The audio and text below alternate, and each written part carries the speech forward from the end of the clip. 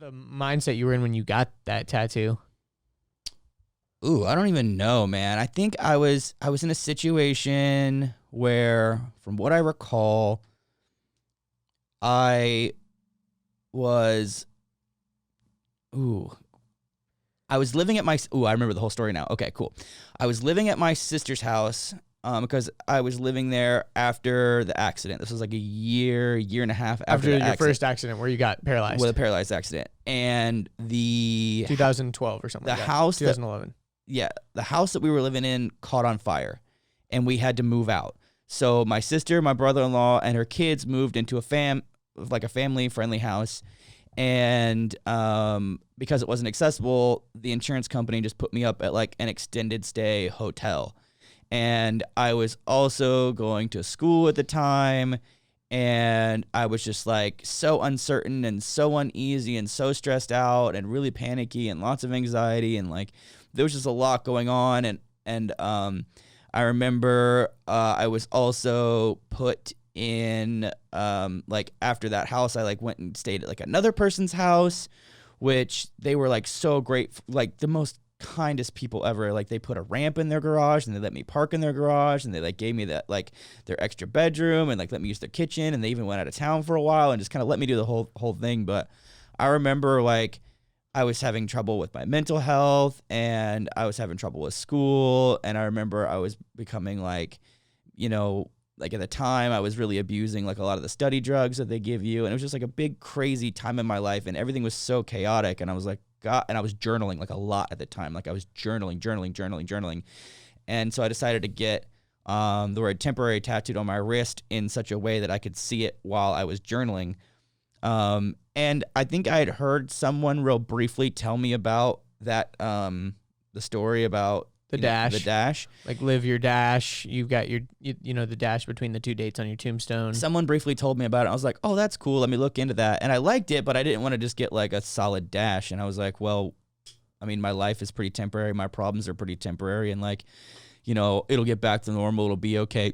Eventually, I just got to keep reminding myself that it's going to be temporary. It's going to be okay. And I kept looking at like my wrist. And after I got the tattoo, like a week or two, it was still healing. And I remember, if you guys ever read my Untold Story, which I know a lot of you guys haven't, but if you haven't, please go read the Untold Story. It's like basically my story from the day I got hurt all the way until today, and all that I've gone through and all that I've overcome and all the resources and all the things I wish I would have done and all the things I did dumb. And it's a great tale of precaution. And I think I talk about this in the second email that gets sent out is it was the first time I was institutionalized, and it was because I got really like violent and angry and aggressive with my mom, and I started to like start threatening to hurt myself because I mean just things were just like it felt like there wasn't a floor underneath me. I had moved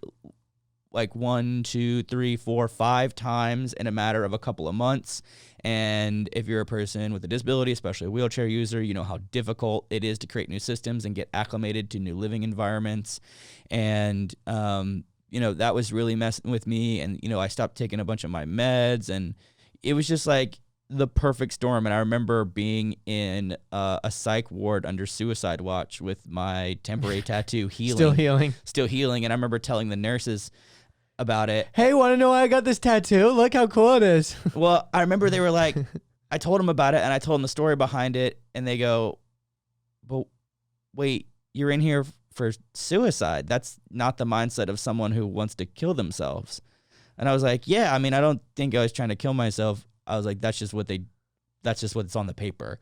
I'm like, I was just really like angry and upset, and like, I wasn't trying to kill myself. That's just what they said. Well, I mean, when the EMTs or EMS shows up and they're like, hey, is everything okay? What are you doing? I was like, I'm a danger to myself and a danger to other people. And they're like, why you say that? I'm like, I'm mentally unstable and I just threatened to hurt my mom. And they're like, are you going to hurt yourself? And I just kept quiet.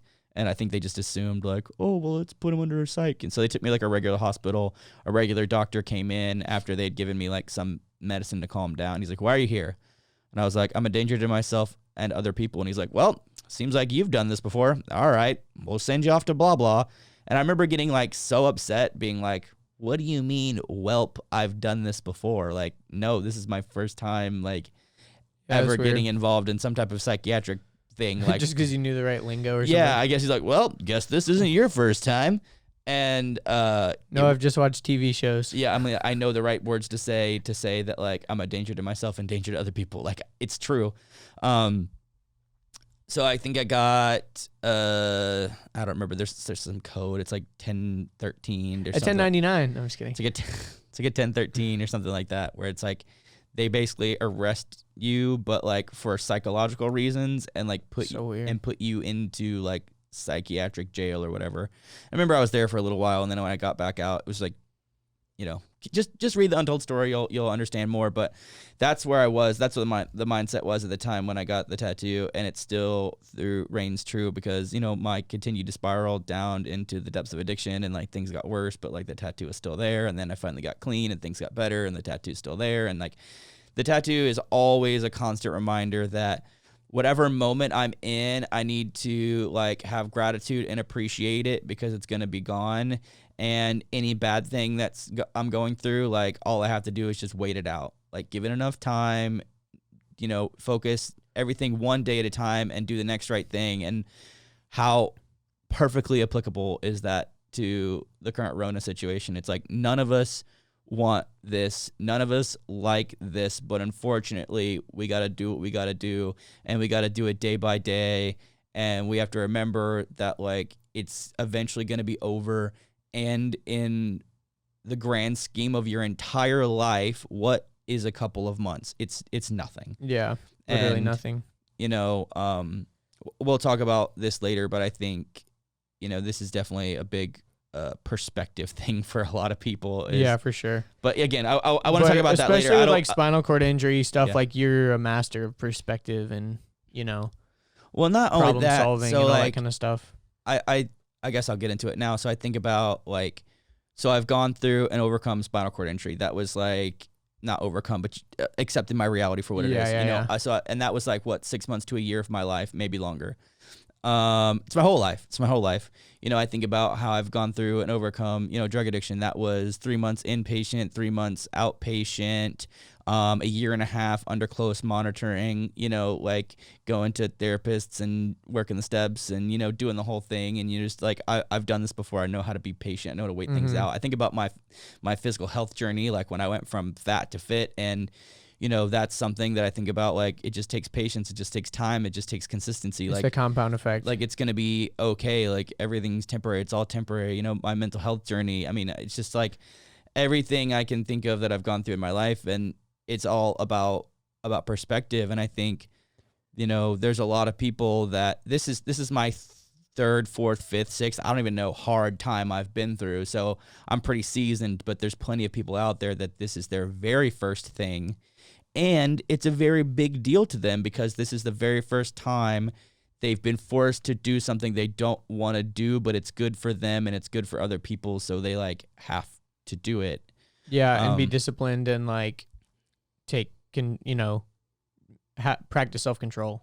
Yeah. And, you know, I was like on Imager looking at like tweets or something, and someone was talking about their experience from Katrina and how they got stuck in their house for 6 weeks with no power, no water, no internet, no food.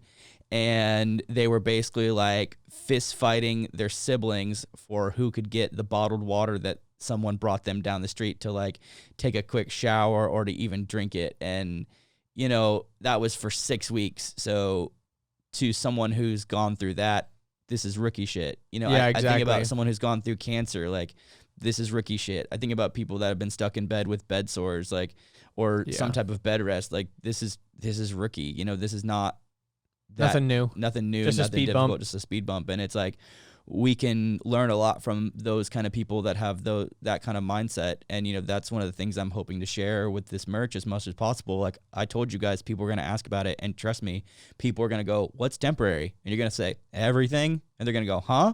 And then you can tell them more about, you know, the idea and the mindset. Hope you enjoyed that clip. If you'd like to see the full episode, click right here. If you'd like to subscribe, click here. If you'd like more clips, we got 2 more right over here.